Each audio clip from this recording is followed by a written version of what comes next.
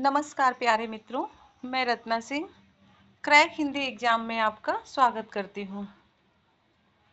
दोस्तों, जो बच्चे आज 3 जुलाई को एग्जाम देने गए थे उनके लिए आज महत्वपूर्ण क्वेश्चन का आंसर मैं करा रही हूँ। जो बच्चे 3 जुलाई को फर्स्ट शिफ्ट में पेपर देने गए थे उनका मैं हिंदी का क्वेश्चन सॉल्व करा रही हूँ। हिंदी का क्वेश्चन उनका सॉल्व करा रही हूँ, तो आप लोग अपने क्वेश्चन पेपर से हिंदी के क्वेश्चन को मिला लीजिए कि कितने क्वेश्चन आपने सही किए हैं, कितने नहीं सही किए हैं। और अगर वीडियो अच्छी लगे तो चैनल को लाइक शेयर सब्सक्राइब भी ज़रूर करते हुए चलिएगा। तो शुरू करते हैं। जो बच्चे यूपी टेट का एग्ज़ाम 3 जुलाई को दिए हैं फर्स्ट शिफ्ट का, उनके क्वेश्चन पेपर में हम हिंदी के क्वेश्चन को सॉल्व करा रहे हैं। तो चलिए जल्दी से जल्दी क्लास को ज्वाइन करिए, चैनल को लाइक शेयर सब्सक्राइब करिए। तो शुरू करते हैं आज का 31st क्वेश्चन। 31st क्वेश्चन कौन सा है? ईश्वर भक्त समस्त पद कौन से समास का उदाहरण है? तो ईश्वर भक्त समस्त पद कौन से समास का उदाहरण है? अपादान तत्पुरुष, संबंध तत्पुरुष, कर्म तत्पुरुष या संप्रदान तत्पुरुष? तो ईश्वर भक्त, तो ये कौन सा समास है? तो ये संबंध तत्पुरुष समास है। कौन सा है? संबंध तत्पुरुष। ऑप्शन बी सही है आपका। प्रश्न संख्या 31 का ऑप्शन बी संबंध तत्पुरुष है। आप लोग अपने क्वेश्चन के आंसर को मिला लीजिए हिंदी के क्वेश्चन को। यूपी टेट 3 जुलाई को जो बच्चे फर्स्ट शिफ्ट में पेपर देने गए थे। प्रश्न संख्या 32 देखते हैं।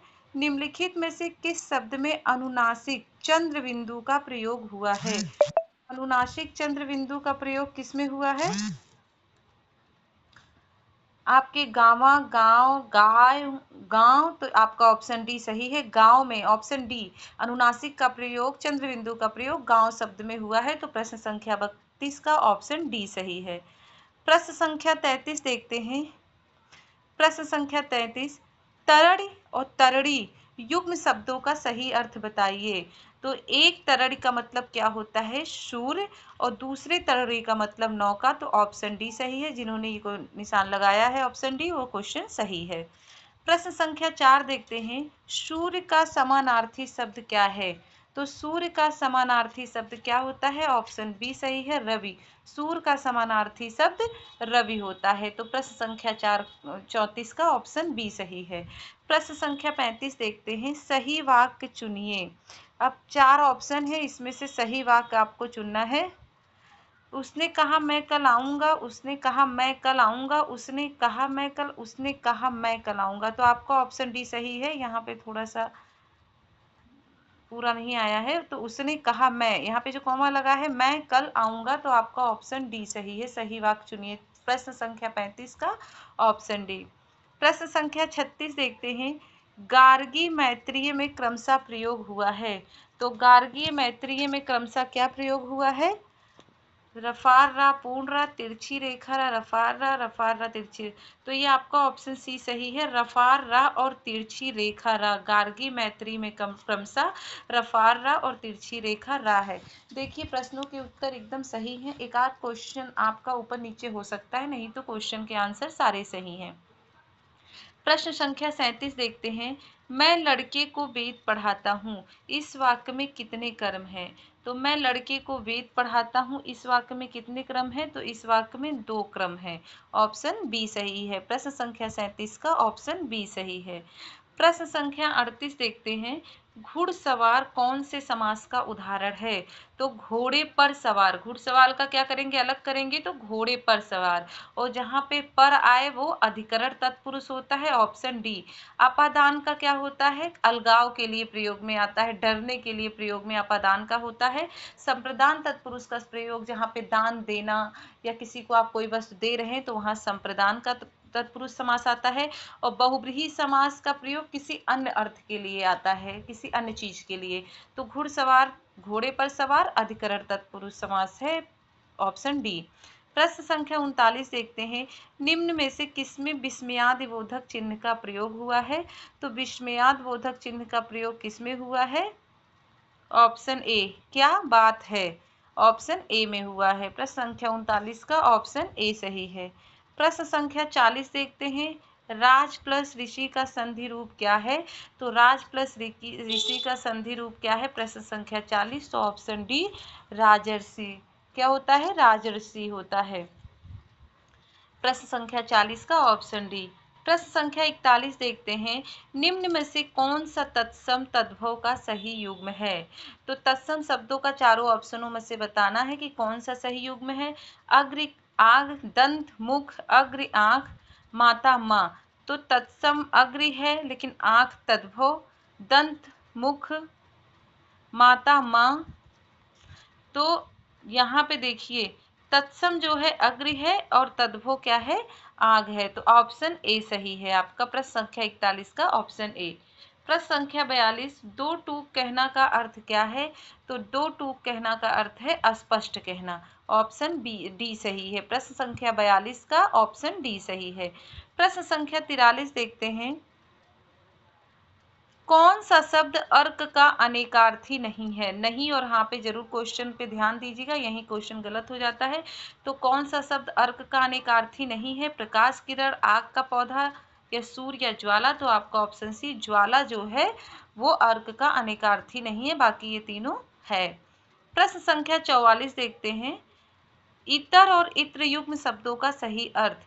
तो इतर और इत्र युग्म का सही अर्थ क्या है। द्रव्य इतर, अन्य चालाक, समूहवाचन नहीं होगा। इतर का मतलब अन्य और इत्र का मतलब सुगंधित पदार्थ। हम कहते नहीं है सेंट वेंट को, परफ्यूम को इत्र दे दो, तो ये सुगंधित पदार्थ है। प्रश्न संख्या 44 का ऑप्शन सी सही है। प्रश्न संख्या 45 देखते हैं, इनमें संयुक्त वाक्य पहचानिए।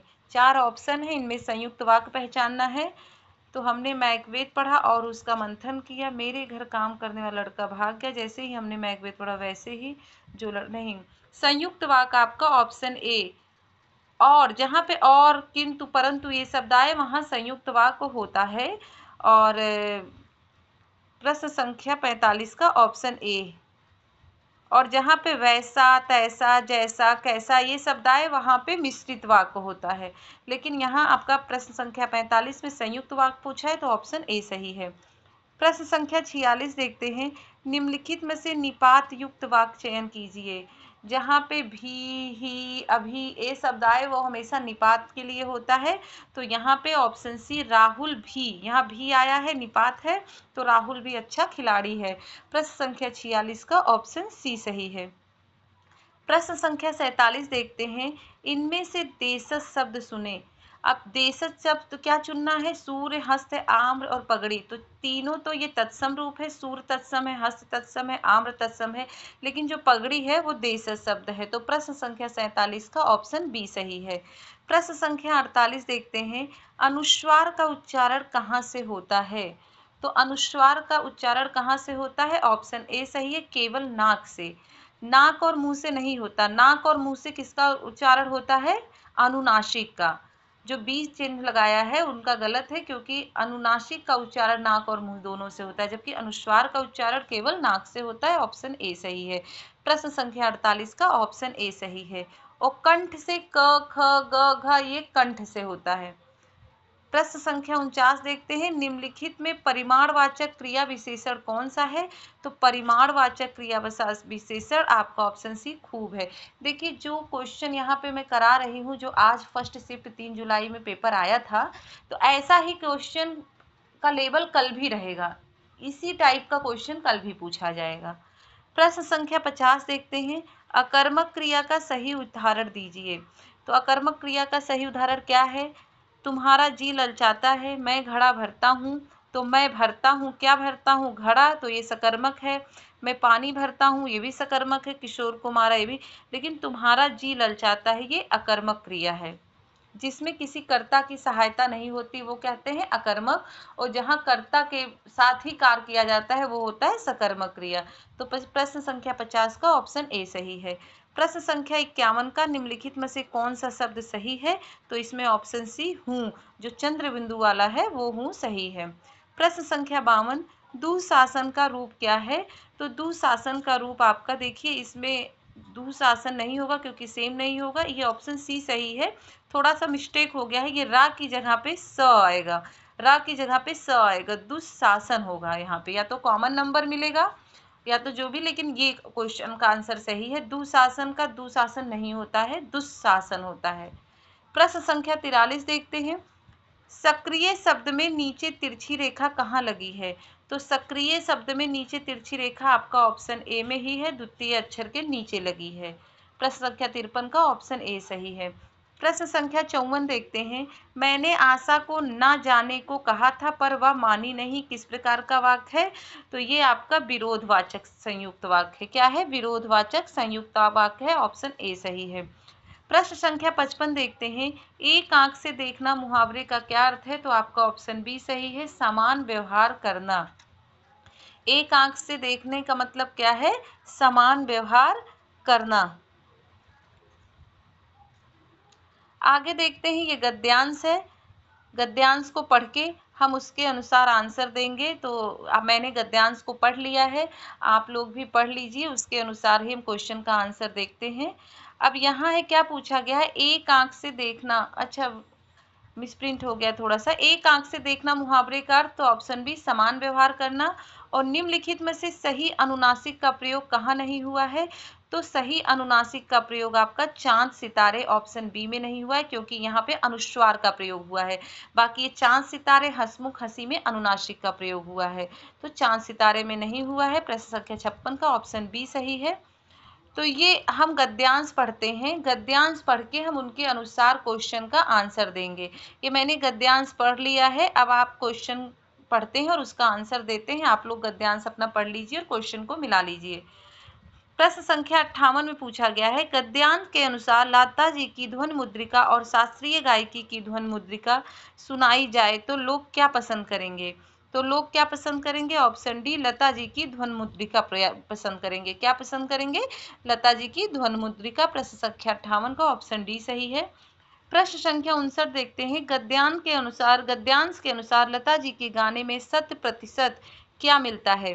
तो गद्यांश के अनुसार लता जी के गाने में क्या मिलता है? ऑप्शन बी, गायकी मिलती है। प्रश्न संख्या 59 का ऑप्शन बी सही है। प्रश्न संख्या 60, गद्यांश के अनुसार लता जी के गाने की एक अन्य विशेषता क्या है? तो एक अन्य विशेषता क्या है आपका? ऑप्शन डी सही है, स्वरों की निर्मलता, ऑप्शन डी। प्रश्न संख्या 60 का ऑप्शन डी, स्वरों की निर्मलता सही है। तो ये रहे आज के 30 क्वेश्चन हिंदी के, जो बच्चे 3 जुलाई 2026 को यूपी टेट का एग्जाम फर्स्ट शिफ्ट में देने गए थे, तो उनका हिंदी का क्वेश्चन यहाँ पे सॉल्व हुआ है। और आप लोग अपने क्वेश्चन के आंसर को मिला लीजिए, कितना सही है कितना नहीं। इसी टाइप के आपके कल के भी पेपर में आएगा। तो अगर वीडियो पसंद आए तो चैनल को लाइक शेयर सब्सक्राइब करिए, और कल के लिए आप लोग अपनी तैयारी करिए। मिलते हैं फिर, शाम का जो पेपर है उसको सॉल्व कराएंगे हिंदी का। तब तक के लिए नमस्कार, धन्यवाद।